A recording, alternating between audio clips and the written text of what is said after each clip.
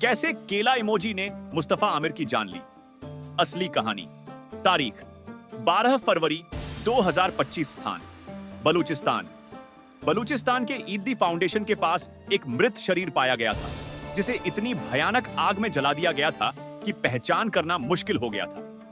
Foundation ने उस शव को 4 दिनों तक सुरक्षित रखा, यह आशा करते हुए कि कोई उसे दावा करेगा। जब कोई भी दावा न करने आया तो शव को दफन कर दिया गया। लेकिन फाउंडेशन के कर्मचारियों को क्या पता था कि जिस युवक ने उस शव को दफनाया था वह मुस्तफा आमिर था।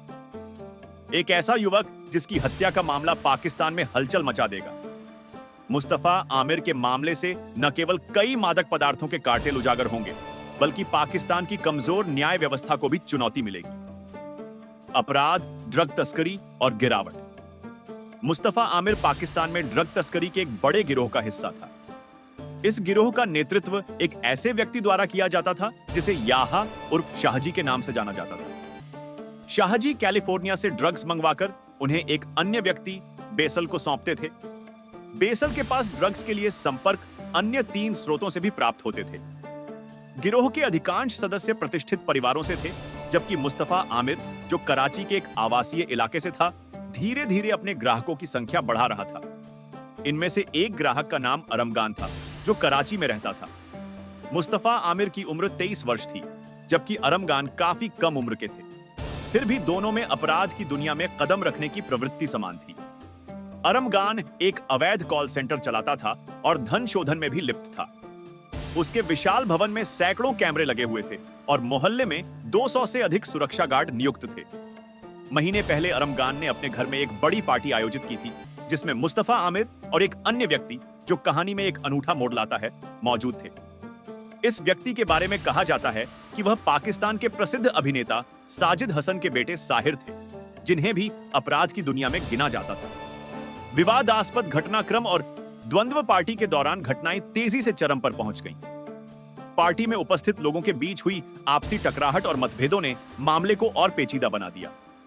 कुछ सूत्रों के अनुसार पार्टी में एक महिला, जिसकी पहचान गुप्त रखते हुए मीम नाम से जाना जाएगा, की उपस्थिति ने भी विवाद को और बढ़ा दिया।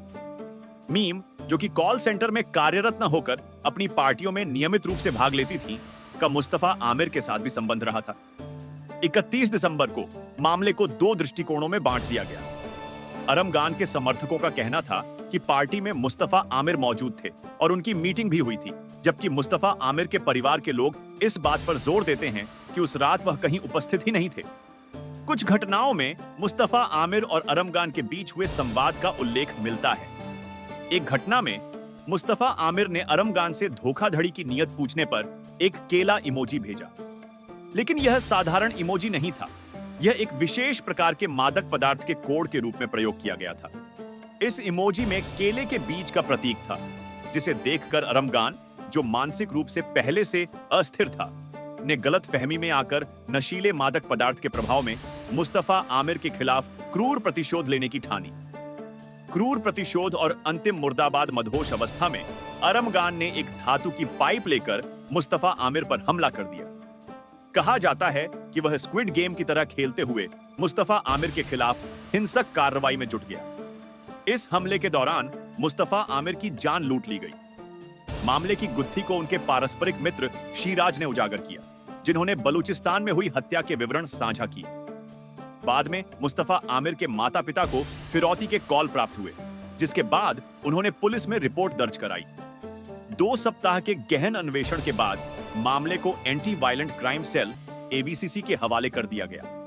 अंततः पुलिस की कार्रवाई के दौरान मुस्तफा आमिर के विरुद्ध कड़ी कार्यवाही हुई, जिसके परिणाम स्वरूप अरमगान और संबंधित अन्य संदिग्धों के खिलाफ मुकदमे की कार्यवाही प्रारंभ की गई। अदालत में प्रारंभिक बयानबाजी के बाद मामले को न्यायिक हिरासत में बंद कर दिया गया।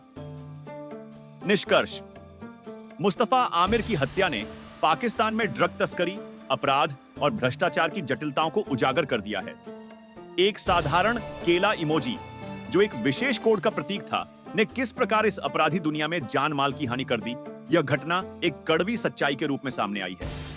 इस मामले से न केवल अपराधी गिरोहों के बीच विवाद उजागर होते हैं, बल्कि यह भी सवाल उठता है कि एक कमजोर न्याय व्यवस्था कैसे अपराध को बढ़ावा देती है। मुस्तफा आमिर का मामला आने वाले दिनों में और भी रोशनी में आएगा, जिससे पाकिस्तान की कानून व्यवस्था और अंतर्राष्ट्रीय अपराध नेटवर्क के खिलाफ कड़ी कार्रवाई की आवश्यकता को समझा जा सकेगा।